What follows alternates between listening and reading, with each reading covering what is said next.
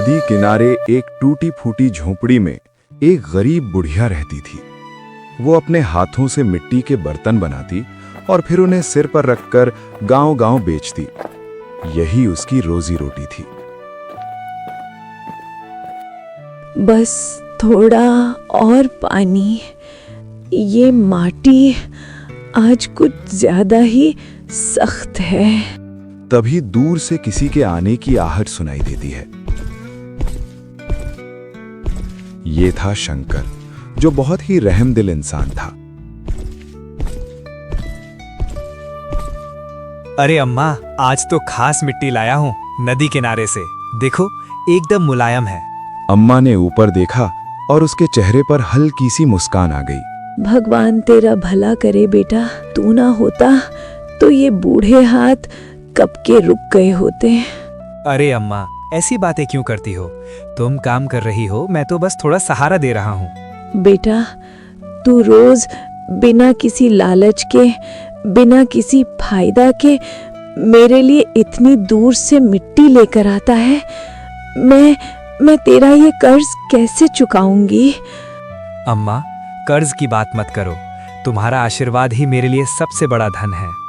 आजकल कौन करता है किसी के लिए इतना बेटा? लोग तो एक पैसा ज्यादा लेने के लिए लड़ जाते हैं। अम्मा, दुनिया में सब एक जैसे नहीं होते। कुछ लोग लेने के लिए जीते हैं और कुछ देने में ही खुशी ढूंढ लेते हैं। अम्मा की आंखें भर आईं। भगवान करे तेरे घर में कभी दुख ना आए, तेरे बच्चे हमेशा खुश रहें। अम्मा, सच कहूँ, जब मैं तुम्हारे लिए मिट्टी लाता हूँ तो मुझे लगता है जैसे मैं अपनी माँ की सेवा कर रहा हूँ। ये सुनकर अम्मा एक पल के लिए चुप हो गई। हाँ अम्मा, मेरी माँ भी ऐसे ही मेहनत करती थी, लेकिन अब वो इस दुनिया में नहीं है। कुछ पल के लिए वहां सन्नाटा छा गया। अब से मैं हूं ना बेटा, जब तक सांस है तुझे आशीर्वाद देती रहूंगी। और अम्मा, एक बात और सुन लो। क्या बेटा? तुम जितने दिन चाहो ये काम करती रहो, लेकिन जिस दिन लगे कि अब नहीं हो पा रहा, बस उस दिन तुम मेरे साथ मेरे घर चलोगी। मैं तुम्हें अकेला नहीं छोड़ूंगा। अम्मा की आंखों से आंसू बहने लगे। भगवान तुझे बहुत बड़ा इंसान बनाए बेटा। अरे अम्मा, बड़ा इंसान नहीं, अच्छा इंसान बना दे, वही काफी है। दोनों हल्का सा मुस्कुराने लगे। अच्छा ठीक है, ये टोकरी मेरे सर पे रखवा दे। अम्मा सिर पर मिट्टी के बर्तनों का टोकरी लेकर गांव के एक घर पहुंची। अरे ओ मीना बहुरिया, बर्तन ले लो, चूल्हे के काम आएंगे। आवाज सुनकर अंदर से एक औरत बाहर आती है। अरे अम्मा, तुम फिर आ गए? अभी तो 2 दिन पहले ही लिए थे बर्तन। हाँ बिटिया, सोचा पूछ लूं, कहीं जरूरत हो तो। अच्छा बताओ, इस बार कितने में दे रही हो? जो रोज देती हूँ वही, बस 2 रुपए कम दे देना। ये सुनते ही औरत का चेहरा थोड़ा सख्त हो गया। यही तो दिक्कत है तुम में अम्मा, तुम खुद ही कम दाम में दे देती हो, फिर रोती हो कि पैसे नहीं बचते। नहीं रे बिटिया, सबका घर चलता रहे यही सोचती हूँ। अरे तुम्हारे सोचने से दुनिया नहीं चलती, लोग तुम्हारा फायदा उठाते हैं, समझती क्यों नहीं? अम्मा चुपचाप उसकी बात सुनती रहीं।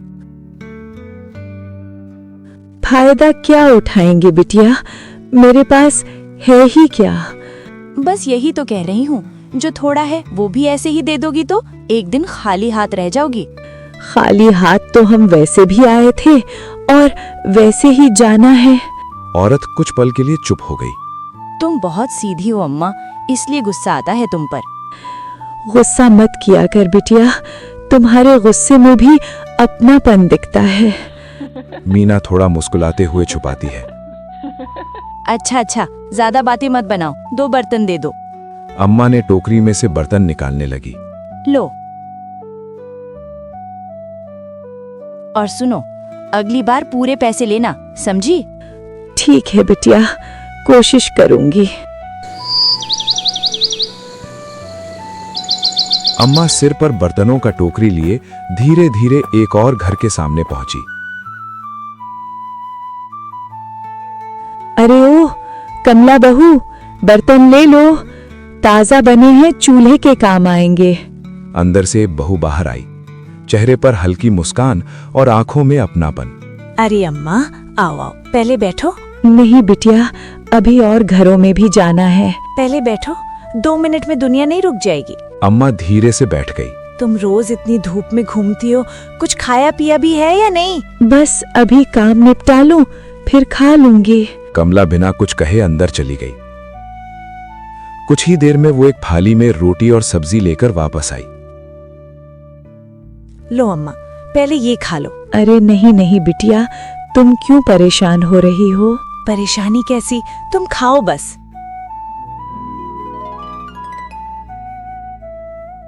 अम्मा ने धीरे से रोटी उठाई और जल्दी जल्दी खाने लगी। ऐसा लग रहा था जैसे कई समय से भूखी हो।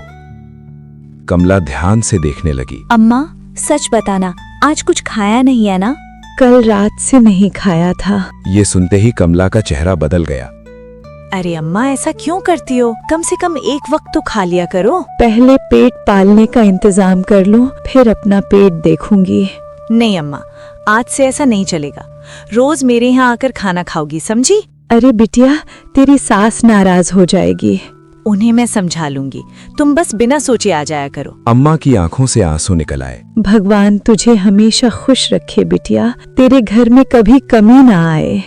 अच्छा, अब दुआ बाद में देना, पहले ये एक रोटी और खाओ। नहीं, पेट भर गया। अभी चेहरा बता रहा है कि पेट नहीं भरा। अम्मा मुस्कुराते हुए दूसरी रोटी भी खा लेती है। खाना खत्म करके अम्मा ने अपने बर्तन दिए। ले बिटिया, ये बर्तन रख ले। हाँ, दे दो। और सुनो, खाना रोज यहीं खाना, भूलना मत। नहीं भूलूंगी बिटिया। अम्मा ने पैसे संभाले और एक नई ताकत के साथ अगले घर की ओर बढ़ गई। अम्मा अपने बर्तनों का टोकरी लेकर गांव के सबसे बड़े घर के सामने पहुंची। ये था ठाकुर का घर, जहां बिना बुलाए कोई आसानी से अंदर नहीं जाता था। अरे ओ ठकुराइन, बर्तन ले लो, आज का बहुत मजबूत बना है। अंदर कमरे में ठाकुर, मुनीब और ठकुराइन आपस में बात कर रहे थे। ठाकुर साहब, हिसाब किताब देख लीजिए। हाँ, रखो इधर। तभी बाहर से अम्मा की आवाज आई। कौन है बाहर? लगता है वही बर्तन वाली है बुढ़िया। अच्छा, उसे अंदर बुलाओ।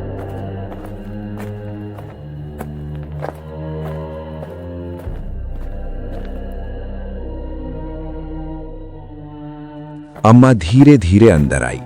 उसके कदमों में झिझक साफ दिखाई दे रही थी। राम राम ठाकुर साहब। हाँ अम्मा, कैसी हो? बस मालिक, आपकी कृपा है।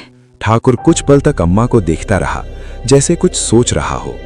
तुम गांव के बाहर नदी के पास रहती हो ना? हाँ मालिक, वही छोटी सी झोपड़ी है। अकेली रहती हो वहाँ? जंगली जानवरों से डर वर नहीं लगता है तुमको? हाँ मालिक, पहले लगता था, अब तो आदत हो गई है। पास में और कोई नहीं रहता? नहीं मालिक, बस मैं ही हूँ।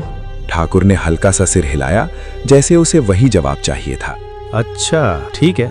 अम्मा ने बर्तन दिए, पैसे लिए, लेकिन जाते जाते उसे लगा जैसे ठाकुर की नजरें अब भी उसी पर टिकी हुई हैं। अम्मा वहां से चली गई, लेकिन ठाकुर की आंखों में अब एक अलग ही सोच चल रही थी। ठाकुर साहब, कुछ सोच रहे हैं आप? हाँ, सोच तो रहा हूँ। यह सिर्फ एक मुलाकात थी, लेकिन यहीं से अम्मा की जिंदगी बदलने वाली थी।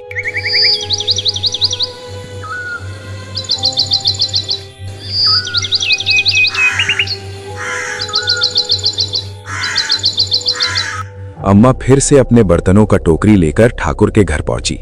अरे ओ ठकुराइन, बर्तन ले लो, आज का बहुत मजबूत बना है। आ रही हूँ थोड़ी देर में, पानी पी के। कौन है? वही बर्तन वाली बुढ़िया लगती है। अच्छा, उसे अंदर भेजो। मुझे समझ नहीं आ रहा है कि उस बुढ़िया से बार बार क्या काम पड़ रहा है आपको। ठकुराइन बाहर आई। तुम्हें ठाकुर साहब बुला रहे, अंदर जाकर मिल लो, तब तक मैं बर्तन देखती हूँ। जी। अम्मा धीरे धीरे अंदर गई। दिल में एक अजीब सी घबराहट थी। राम राम मालिक। आ गई तू, बैठ, बात करनी है। लेकिन अम्मा बैठी नहीं। उसके चेहरे पर घबराहट साफ दिख रही थी। देख बुढ़िया, गांव में सुना होगा, मैं अपने बेटे के लिए नदी किनारे चीनी मिल लगाने वाला हूँ। जगह वही ठीक है, गन्ना भी आसानी से धुल जाएगा और मिल का पानी भी आसानी से निकल जाएगा। अच्छी बात है मालिक। अच्छी बात तो है, पर दिक्कत ये है, जमीन के बीच में तेरी झोपड़ी आ रही है, उसे हटाना पड़ेगा। ये सुनते ही अम्मा का शरीर कांपने लगा। नहीं नहीं मालिक, वो झोपड़ी ही मेरा सब कुछ है। मैं कहाँ जाऊंगी? देख, मैंने सब पता कर लिया है। वो जमीन पंचायत की है, तेरा उस पर रत्ती भर भी हक नहीं है, समझी? मालिक रहम करो, मैं इस उम्र में कहाँ जाऊंगी? अरे रहम वहम कुछ नहीं होता। सीधी बात सुन, जितनी जल्दी हो सके जगह खाली कर दे। नहीं मालिक, पहले वाले मुखिया ने रहने को कहा था, झोपड़ी भी उसी ने बनवाई थी। कौन मुखिया? तेज प्रताप लाल, आपसे पहले वाला। और बदले में क्या दिया था उसे? मेरे पास एक कंगन था, पति के जाने के बाद वो मेरे काम का न रहा तो वही दे दिया। कोई सबूत है इसका या बस कहानी सुना रही है? नहीं मालिक, सच्ची बात है।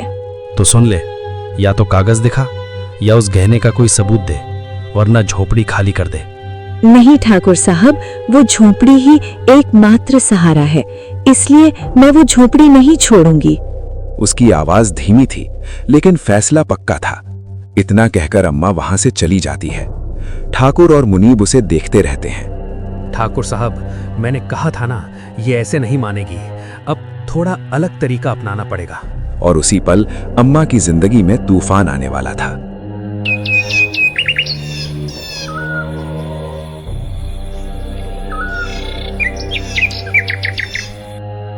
शंकर रोज की तरह मिट्टी लेकर अम्मा के घर पहुंचा। वहां जो देखा वो देख के शंकर के होश ही उड़ गए। उसने देखा कि अम्मा वहां नहीं है। उनके झोपड़ी को भी किसी ने तोड़ दिया है, मिट्टी के बर्तनों को भी फोड़ दिया है। ये देख के शंकर घबराने लगा और जोर जोर चिल्लाने लगा, अम्मा, ओ अम्मा। लेकिन अम्मा का कोई पता नहीं चला। ये ठीक नहीं है, अम्मा का कुछ पता नहीं चल रहा है। वो दौड़ता हुआ गांव की तरफ गया।